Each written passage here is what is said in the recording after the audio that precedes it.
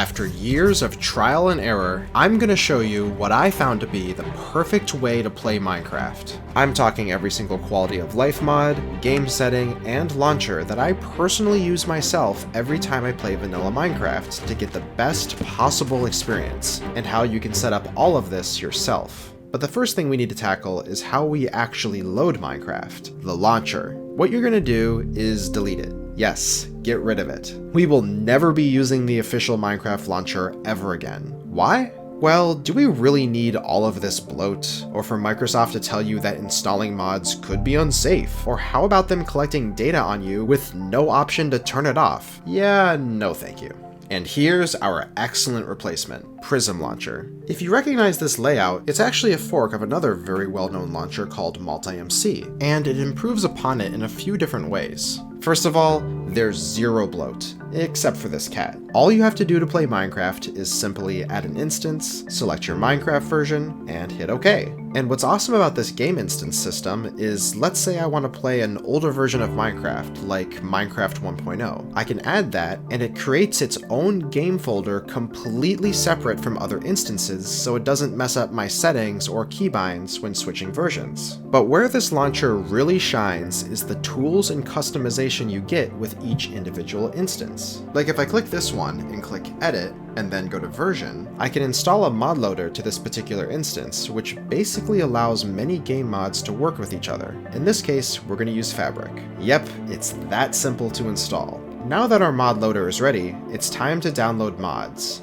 And what's also great about Prism versus other launchers is that you can literally download mods right here. No need to drag them into a mods folder like we're in 2018 or something, except you still can if you want to. Now, speaking of mods, I'm going to show you each individual quality of life mod that I use on a daily basis, and why you should use these mods too. Starting with mod menu. This is pretty self-explanatory. It basically just gives you a menu that shows all of the mods that we have installed, which I will be installing individually as I demonstrate them, just in case they need certain dependency mods to run, which I'll point out in red text at the bottom of the screen. Now, whenever you launch the game, this Mojang loading screen appears and slowly fades out. Well, it actually doesn't need to do this. In fact, this loading bar is completely fake. So we're going to install this mod called Fadeless and relaunch the game. And look at that. 5 seconds of wasted startup time instantly gone. And switching resource packs is also much faster. And from here, I'm going to use my Sal C1 resource pack, which is basically a collection of particular nostalgic textures that I like. But this is obviously optional for you. Next thing we're going to install is No Telemetry, which basically prevents all of this stuff being sent from your client to Mojang's servers, which includes your user ID.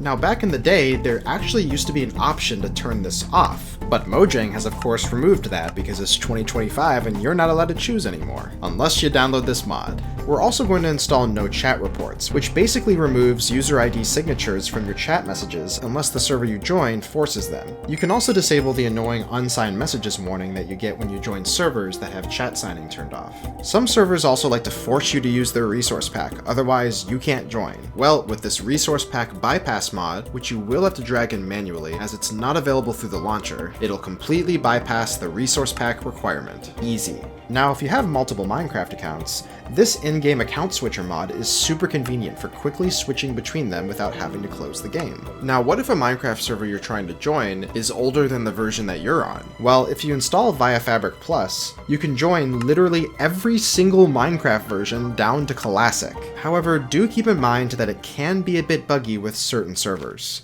Now we're going to get into some performance enhancing mods, and Sodium is probably the most popular one. It basically gives you free FPS in your game. It's that simple. And if we also install Sodium Extra, it adds even more features and settings to Sodium, like being able to fine-tune your game's render settings a bit more. Reese's Sodium options builds further on this by adding a much nicer menu interface to Sodium with a search bar. Now, if your PC has a newer Nvidia graphics card, you can also install Nvidium, which makes world rendering much more efficient and can significantly increase game FPS even further. Just keep in mind that as of the making of this video, the original mod hasn't really been updated, so I'm using a forked version at the moment that is up to date. And finally, the Lithium mod makes things like game physics and mob AI much more efficient. therefore increasing FPS even more. Bobby is another must-have mod, mainly because, at least for me, it fixes what I like to call a bug after the release of Minecraft 1.13 that makes your render distance much shorter on servers despite your client's distance being set higher. What I mean is if a Minecraft server has their server view distance set to 10, and my client is set to 20,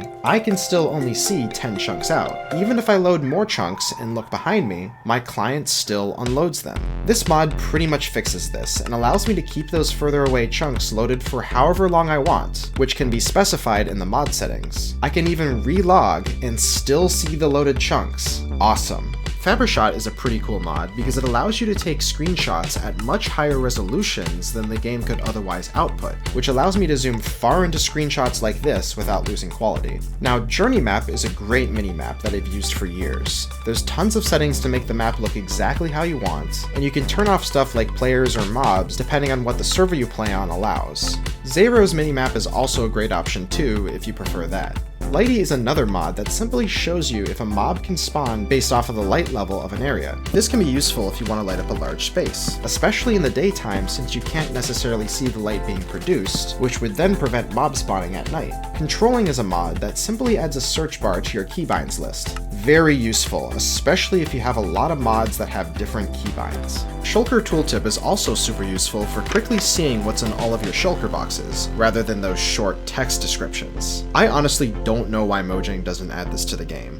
AppleSkin is a mod that adds some extra information to your food bar, like exhaustion and saturation. Just be aware that this isn't super accurate when used on servers. Stendhal is a great mod if you write a lot of books or signs. It basically gives you a bunch of quality of life options like copying and pasting, special characters, and saving or loading. Up Notifier can come in handy if you're picking up a lot of stuff in one pile.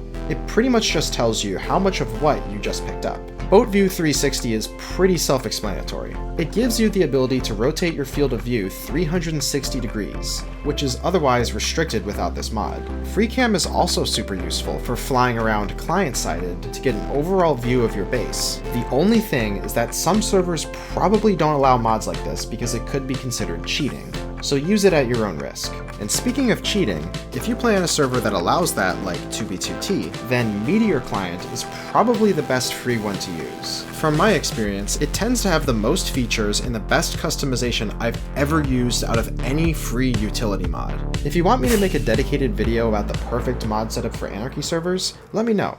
Now, obviously, I couldn't include every single quality of life mod in existence, but if you think there was one that should have been on this list, I'd love to hear your suggestions in the comments. But with this list I have, I would call this the perfect vanilla Minecraft game setup. Spread the word about this to your friends and show them this video, so they too can play Minecraft better.